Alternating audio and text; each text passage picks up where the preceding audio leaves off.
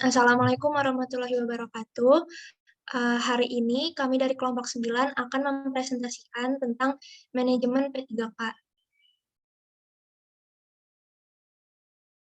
Pertama-tama kami akan memperkenalkan anggota kelompok kami. Ada saya sendiri, Arifia Isyania, Ahmad Fahrur Rozi, Rifki Ahmad Fadil Siregar, Ahya Ubaidillah, Anissa Bella, Dinda Cantik Senantia, dan Muda Abrar Hasan. Yang pertama, saya akan menjelaskan tentang penetapan kebutuhan. Jadi, berdasarkan Peraturan Pemerintah Republik Indonesia Nomor 49 Tahun 2018 tentang Pegawai Pemerintah dengan Perjanjian Kerja, setiap instansi pemerintah wajib menyusun kebutuhan jumlah dan jenis jabatan P3K berdasarkan analisis jabatan dan analisis beban kerja. Penyusunan kebutuhan jumlah P3K ini dilakukan untuk jangka waktu 5 tahun yang diperinci per 1 tahun berdasarkan prioritas kebutuhan, di mana penyusunan kebutuhan merupakan satu kesatuan dengan penyusunan kebutuhan PNS yang ditetapkan dengan keputusan Menteri.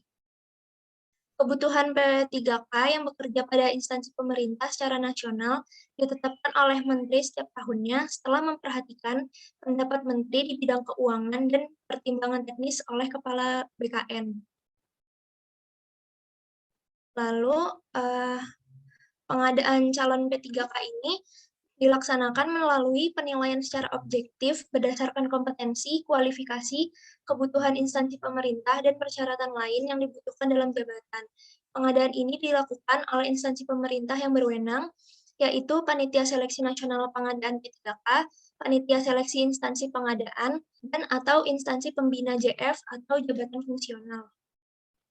Dalam pelaksanaan pengadaan calon P3K ini terdapat beberapa pertimbangan atau kriteria. Yang pertama, jumlah dan jenis jabatan, waktu pelaksanaan, jumlah instansi pemerintah yang membutuhkan, dan wilayah persebarannya. Nah, dalam pengadaan calon P3K ini ada beberapa tahap. Yang pertama ada tahap perencanaan. Di tahap perencanaan ini yang dilakukan adalah menyusun dan menetapkan perencanaan pengadaan P3K, antara lain perencanaan jadwal pengadaan P3K serta prasarana dan sarana pengadaan P3K. Lalu yang kedua, pengumuman lowongan. Nah, pengumuman lowongan ini dilakukan secara terbuka, jadi dipublikasikan secara terbuka, paling singkat 15 hari dan 15 hari kalender, dan paling sedikit memuat nama jabatan, jumlah lowongan jabatan, unit kerja penempatan yang membutuhkan, kualifikasi pendidikan atau sertifikasi profesi, alamat dan tempat lamaran yang ditujukan, jadwal tahapan seleksi, dan syarat yang harus dipenuhi oleh setiap pelamar. Lalu yang tahap ketiga ada pelamaran. Nah, di tahap pelamaran ini setiap warga negara Indonesia mampu melamar karena mempunyai kesempatan yang sama menjadi P3K untuk jabatan fungsional. Dalam pasal 16 Peraturan Pemerintah Nomor 49 Tahun 2018 telah diatur syarat-syarat apa saja yang harus dipenuhi oleh pelamar. Antara lain, contohnya seperti usia paling rendah 20 tahun dan paling tinggi 1 tahun sebelum batas usia tertentu pada jabatan yang akan dilamar sesuai dengan ketentuan peraturan perundang-undangan. Lalu yang kedua ada tidak menjadi anggota atau pengurus partai politik atau terlibat politik praktis. Yang ketiga, memiliki kualifikasi pendidikan sesuai dengan persyaratan jabatan. Yang keempat, sehat jasmani rohani sesuai dengan persyaratan jabatan yang dilamar. Lalu yang kelima ada persyaratan lain sesuai kebutuhan jabatan yang ditetapkan oleh PPK. Lalu yang tahap keempat ada seleksi. Di seleksi ini ada 2 tahap. Yang pertama seleksi administrasi untuk mencocokkan persyaratan administrasi dan kualifikasi dengan dokumen pelamaran. Lalu yang kedua seleksi kompetensi untuk menilai kesesuaian kompetensi manajerial, kompetensi teknis, dan kompetensi sosial kultural yang dimiliki oleh pelamar dengan standar kompetensi jabatan. Nah, seleksi kompetensi ini sendiri terbagi menjadi 2 lagi, yaitu seleksi kompetensi untuk jabatan yang mensyaratkan sertifikasi profesi, dan seleksi kompetensi untuk jabatan yang belum mensyaratkan. Nah, dalam seleksi ini seleksi administrasi harus dilakukan terlebih dahulu. Lalu, tahap kelima yaitu pengumuman hasil seleksi. Jadi, PPK mengumumkan pelamar yang lulus seleksi pengadaan P3K secara terbuka yang didasarkan pada penetapan hasil seleksi kompetensi.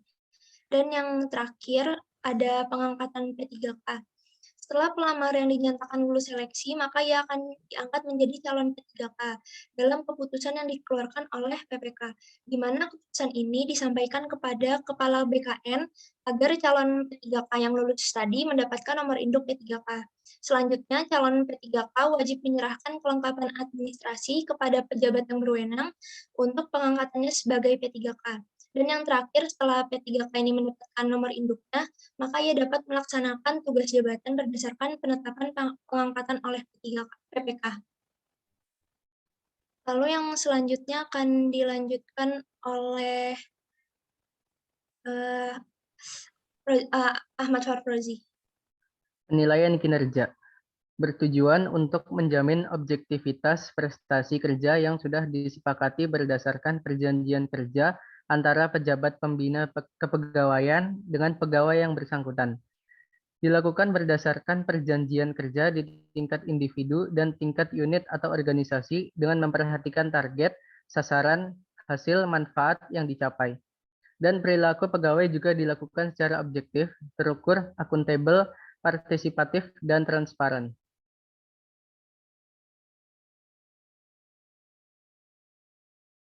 Penilaian kinerja PPPK berada di bawah kewenangan pejabat yang berwenang pada instansi pemerintah masing-masing, di mana didelegasikan secara berjenjang kepada atasan langsung dari PPPK.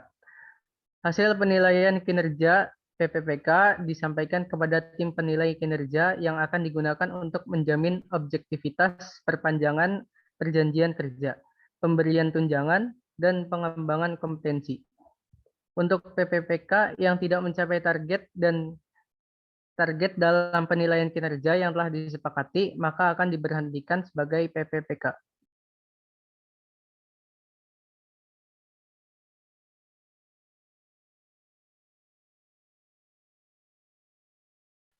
Selanjutnya ada penggajian dan tunjangan PPPK.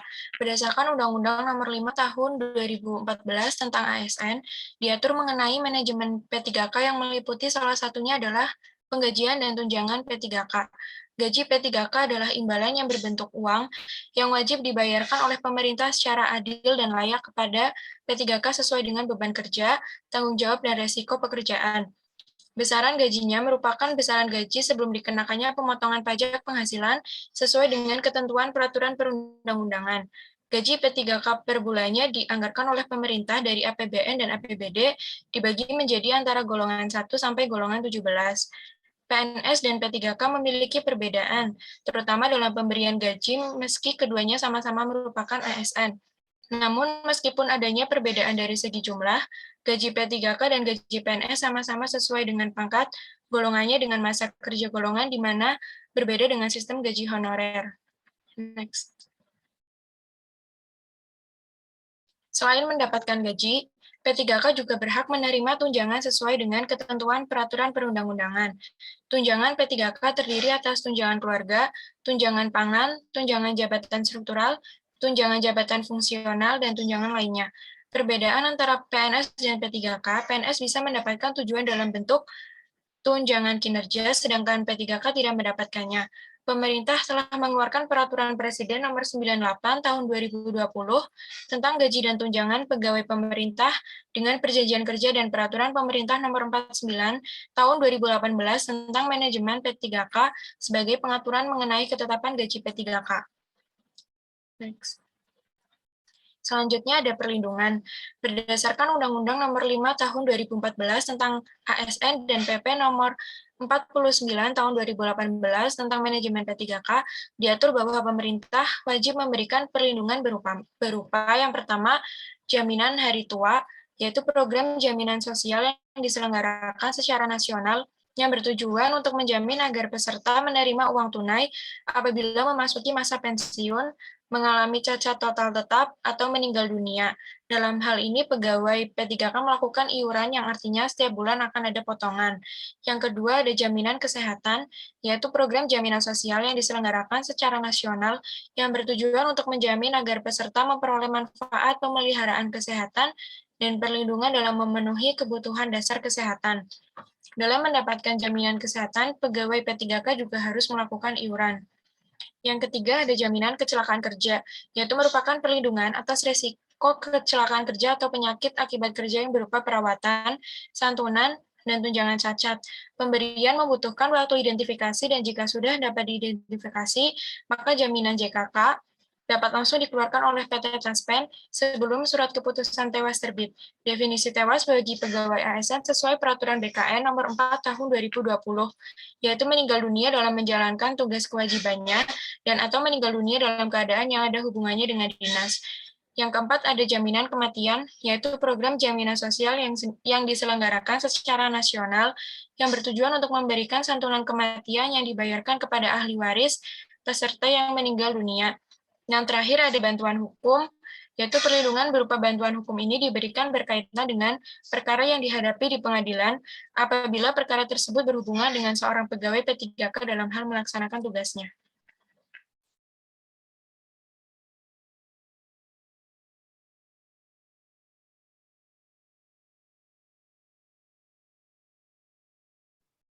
Baik, selanjutnya pemberian penghargaan. Pemberian penghargaan merupakan salah satu manajemen pegawai sebagai bentuk apresiasi kepada seseorang atau kelompok karena berperilaku baik, melakukan suatu keunggulan atau prestasi, memberikan sumbangsi, atau berhasil melaksanakan tugas sesuai target.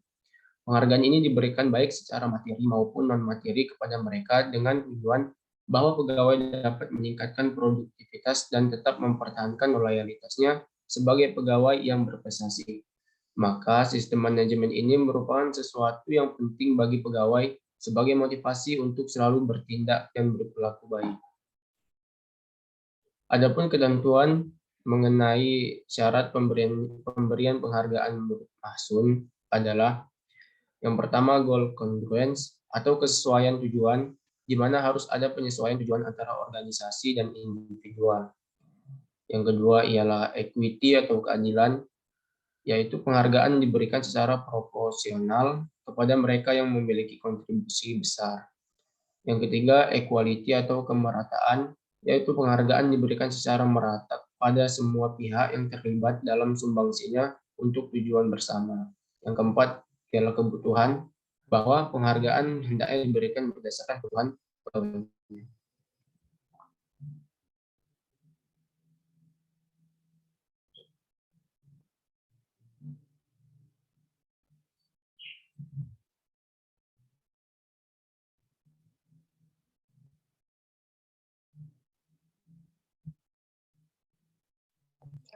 Selanjutnya ada pemutusan hubungan kerja P3K. Pemutusan hubungan perjanjian kerja sebagai P3K adalah pemberhentian yang mengakibatkan seseorang kehilangan statusnya sebagai P3K. Cuti P3K selanjutnya disebut dengan cuti adalah keadaan tidak masuk kerja yang diizinkan dalam jangka waktu tertentu. Next. Macam-macam pemutusan perjanjian kerja P3K ada 3. Yang pertama, pemutusan hubungan perjanjian kerja P3K dilakukan dengan hormat karena jangka waktu perjanjian kerja berakhir, meninggal dunia, atas permintaan sendiri, perampingan organisasi dan atau rohani sehingga tidak dapat menjalankan tugas dan kewajiban sesuai perjanjian kerja yang disepakati. Next. Yang kedua, ada pemutusan hubungan perjanjian kerja P3K dilakukan dengan hormat, tidak atas permintaan sendiri karena yang pertama, dihukum penjara berdasarkan putusan pengadilan yang telah memperoleh kekuatan hukum tetap karena melakukan tindak pidana dengan tindak pidana penjara paling singkat 2 tahun dan tindak pidana tersebut dilakukan dengan tidak berencana. Yang kedua, melakukan pelanggaran disiplin P3K tingkat berat atau tindak tidak memenuhi target kinerja. Next. Yang terakhir, pemutusan hubungan perjanjian kerja P3K dilakukan tidak dengan hormat karena melakukan penyelewengan terhadap Pancasila dan Undang-Undang Dasar 1945, menjadi anggota dan atau pengurus partai politik atau dihukum penjara berdasarkan putusan pengadilan yang telah memiliki kekuatan hukum tetap karena melakukan tindak pidana yang diancam dengan pidana penjara paling singkat 2 tahun atau lebih.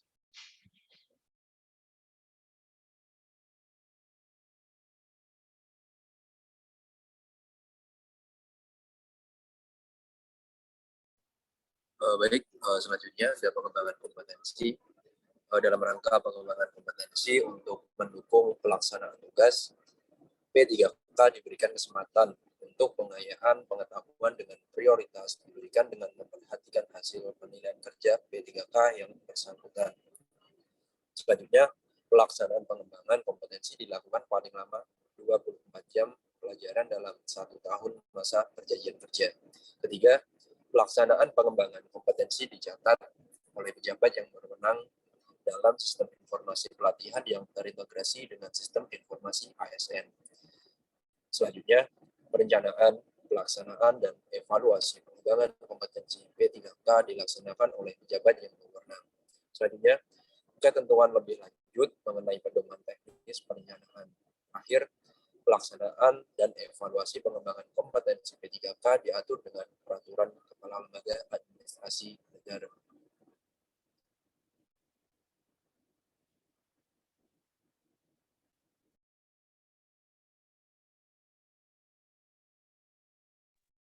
Baik, adapun selanjutnya disiplin.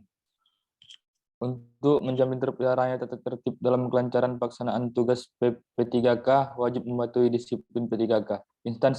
Instansi pemerintahan wajib melaksanakan penegakan disiplin terhadap P3K serta melaksanakan berbagai upaya peningkatan disiplin. Dan bagi P3K yang melanggar peraturan disiplin akan dikenakan hukuman disiplin. Ketentuan disiplin yang diatur dalam peraturan pemerintah ini ditentukan berdasarkan karakteristik pada setiap instansi. Dan tata cara pemberian hukuman disiplin P3K dilaksanakan sesuai dengan ketentuan peraturan perundang-undangan yang mengatur mengenai disiplin pegawai negeri sipil, yang mana jenis hukuman disiplin tersebut dibagi menjadi 3. Yang pertama, jenis hukuman disiplin ringan, terdiri dari teguran lisan, teguran tertulis, pernyataan tidak puas secara tertulis. Yang kedua, jenis hukuman sedang, terdiri dari penundaan kenaikan gaji berkala selama 1 tahun, penundaan kenaikan pangkat selama 1 tahun, penurunan pangkat setingkat lebih rendah selama 1 tahun. Jenis hukuman ketiga adalah jenis hukuman disiplin berat, terdiri dari penurunan pangkat setingkat lebih rendah dari selama 3 tahun, pemindahan dalam rangka penurunan jabatan,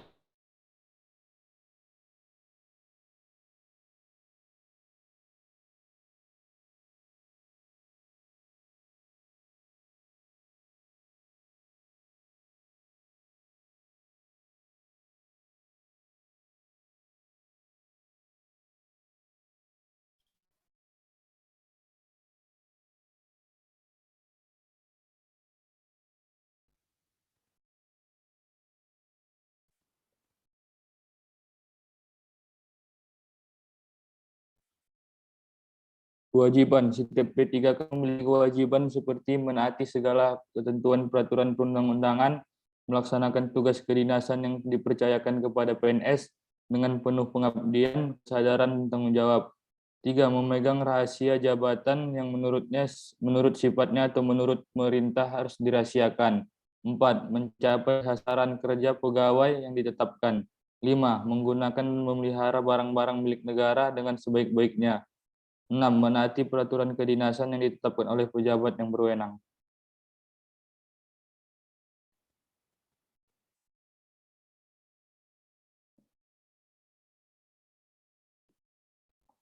Adapun larangannya, selain memiliki kewajiban yang harus dilakukan, P3K dilarang untuk melakukan hal-hal sebagai berikut. menyalahgunakan wewenang. 2. Menjadi perantara untuk mendapat keuntungan pribadi dan atau orang lain dengan menggunakan kewenangan orang lain. 3. Tanpa izin pemerintah menjadi pegawai atau pekerja untuk negara lain atau lembaga atau organisasi internasional, menerima hadiah atau suatu pemberian apa saja dari siapapun juga yang berhubungan dengan jabatan dan pekerjaannya, menghalangi berjalannya tugas kedinasannya. 4. Memberikan dukungan kepada calon presiden atau wakil presiden, Dewan Perwakilan Rakyat, Dewan Perwakilan Daerah, atau Dewan Perwakilan Rakyat Daerah.